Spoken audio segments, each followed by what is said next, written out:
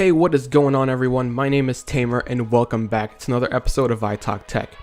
Now in today's video, I'll be giving you 10 tips and tricks and possibly hidden features that you may have not known about on the iPhone 7 and 7 Plus.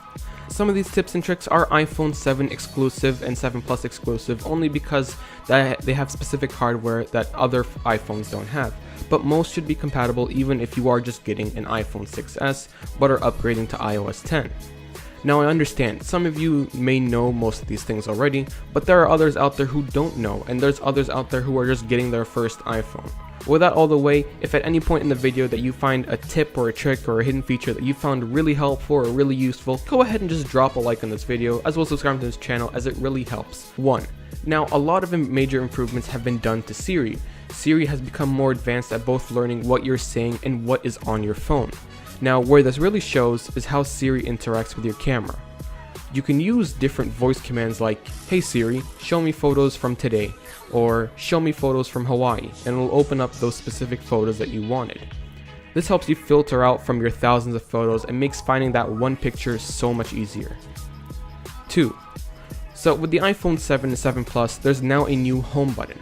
No longer is it an actual button but a haptic feedback, where it vibrates to make you think that it has clicked. It's a really weird feeling that you're going to have to get used to, but Apple has slightly helped that by giving you the ability to set how hard of a click or a tap you'd like to feel. Now by going into settings, then tapping on general, and then tapping on home button, you'll be given 3 different options of types of clicks. 1 is the softest tap, whereas 3 is the hardest. Now I prefer number 3 as it most resembles an actual click, but you do what makes you feel comfortable. 3. Now in iOS 10, by default, in order to unlock the phone through Touch ID, you actually have to click the home button. You can't just rest your finger on the scanner and have it unlock that way.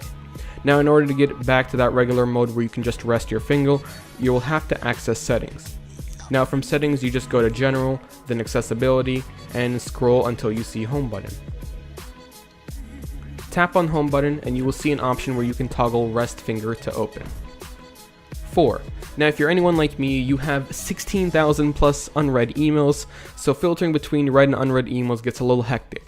Okay, I understand some of you guys don't have 16,000, some may have 1,000, some may have 50. I know I'm crazy, I guess every person with spam wants to email me, so that's why I have 16,000. But there's an easy way to filter through the read and unread emails. Now if you use the stock mail app, there's a little button on the bottom left corner that will only show you unread emails, making your life 100 times simpler. 5. So if you have trouble reading things or seeing things in general, you can now use your iPhone like a magnifying glass. Just head over to settings, press on general, then accessibility, and then activate magnifier. Now whenever you triple click the home button, it's going to open up the rear camera and give you a zoom option, and you'll be able to choose a range in which you want to zoom in on different words or objects, or even zoom in on a piece of paper. 6. Now we all know what 3D Touch does, but one feature some people just seem to forget that they can do with 3D Touch is switch between apps just by swiping with a force touch. So inside an app, do a hard press on the side of the screen and then slide to the right to be taken to the app that was loaded right before it. For example, if you're reading some of the news and then you went over to a game, from that game app you can just go ahead and force touch on the side and then swipe to the right to go back and read the news. Now if you don't swipe and just let it hold there, it will show the entire app switcher. That way you can choose any app that you want to open that you've had previously open. 7. So when you finally set up all your emails, your text, your Snapchat, your Instagram, and every other app that wants to constantly send you 1,000 notifications per second, it's going to be hectic. You're going to have tons of notifications, and it's not really that easy to clear all of them at the same time.